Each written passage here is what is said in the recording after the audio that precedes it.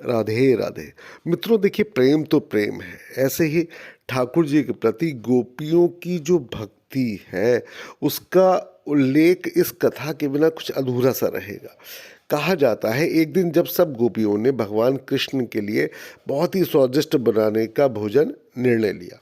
अपने घर में नित्य प्रति कार्य करने के उपरांत उन्होंने लगातार कई घंटे मेहनत करके अपने ठाकुर जी के लिए उत्तम भोजन तैयार किया और उसको लेकर कृष्ण के पिता के घर में चली गईं। जब उन्होंने घर में प्रवेश किया तो देखा सभी अतिथि खाने के मेज के चारों ओर तथा कृष्ण उनके बीच में बैठे थे और माँ यशोदा उनके हाथ धुलवा रही थी। जैसे ही अतिथियों ने गोपियों और उनके लाए गए भोजन को देखा तो उन्हें गलानी महसूस होने लगी, क्योंकि उन्होंने तो अभी अभी ही भोजन कर लिया था। सबने सोचा कि अपनी मेहनत को व्यर्थ होते देखकर गोपियों का तो दिल ही टूट जाएगा, किंतु गोपियों की दृष्टि तो केवल सिर्फ सृष्टिकर्ता भगवान श्री कृष्ण पर थी और वे उनकी ओर ही देखे जा रही थी। कुछ पलों के पश्चात उन्होंने अपने बर्तन नीचे रख दिए और कलात्मक रूप से हाथ हिलाते हुए नृत्य करने लगी। नंद राय, माँ यशोदा और अन्य सभी अतिथिगण यह देखकर चकित हो गए कि इतनी मेहनत से अपने बनाए हुए भोजन को व्यर्थ देख रही हैं और फिर भी इतना ही खुश हो रही हैं।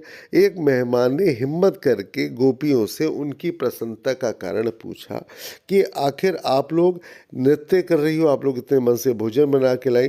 तो वे हंसते हुए बोले कि ये सोच रहे हैं कि इतनी मेहनत से बनाए गए भोजन को ग्रहण करने के उपरांत कृष्ण के चेहरे पे जो तृप्ति का भाव आएगा, हम सिर्फ उस भाव को देखने के लिए ही हमने इतनी मेहनत की। और जब हम यहाँ पहुँचे तो हमारे आंखों ने देखा ठाकुर जी के चेहरे की ओर, तो उनके चेहरे पर वही तृप्ति का भाव दिया।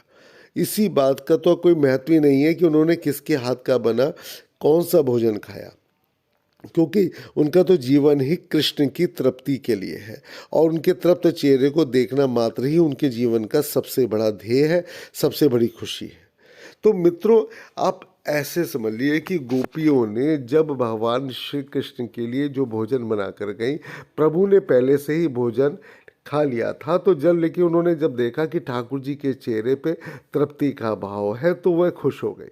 उनको इस बात से मतलब नहीं कि उन्होंने इतनी मेहनत करके भोजन बनाया, उनको तो इस बात से मतलब है बस ठाकुर जी प्रसन्न रहे।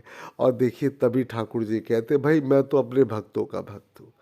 तभी तो कहा जाता है कि ठाकुर जी बोलते कि भाई जब मैं अपने भक्तों का भक्त हूँ तो बस ठाकुर जी बोले मेरे भक्त खुश तो मैं खुश। इसलिए ठाकुर जी सदैव सबके साथ में रहते हैं। अब ये मत सोचिए, बहुत सारे लोग कहते हैं कि वृंदावन हमको नहीं बुलाते। भाई वो बुलाएंगे, कुछ प्रारब्ध के आपके कष्ट काट के ही आपको बुलाएंगे ना। तभी राधे राधे।